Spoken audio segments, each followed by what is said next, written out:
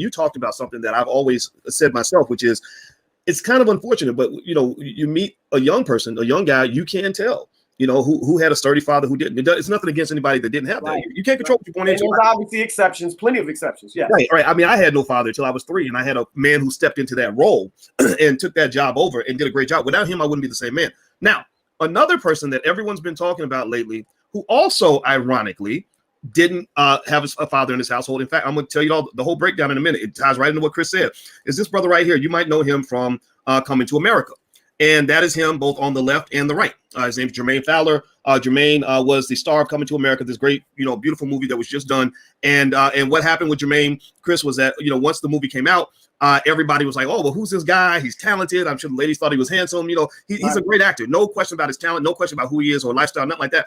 But a lot of people were very disappointed to see the drag image, which was really fascinating. I mean, Alicia, my fiance, looked at that. She said, he's better with makeup than I am. Whoever did his makeup did a pristine job, and it almost to the point where you can't even tell it's the same person. Now, here's the thing. No, right. I want to make sure this is not a negative conversation, but let me tell you a little something about this brother.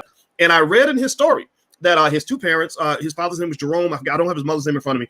They were teen parents, and his parent. I read on this bio on People Magazine that his parents got divorced because his mother came out as a lesbian, and his mother is now married to a woman. Right now, nothing against anybody in that category. This is not anti-nobody, right? Yeah. But this really made a lot of people, I think, very frustrated because they said, wait a minute, what is going on? Is there something in Hollywood, particularly their agenda, that specifically targets Black male masculinity, that specifically says, look, we need you to check these boxes before we'll give you any big opportunities. Right. And it's nothing against those people that check the boxes. They have a right to be who they want to be. But then they'll turn and they'll persecute someone like yourself, a Christian, who says, that's not how we want the majority.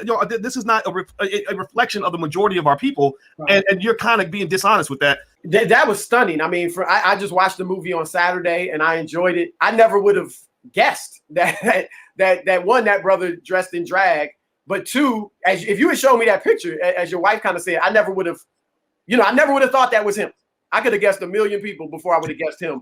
What I have been told, though, by a few brothers in Hollywood is that there's a war on masculinity in Hollywood. And this was a brother. It was a Black man.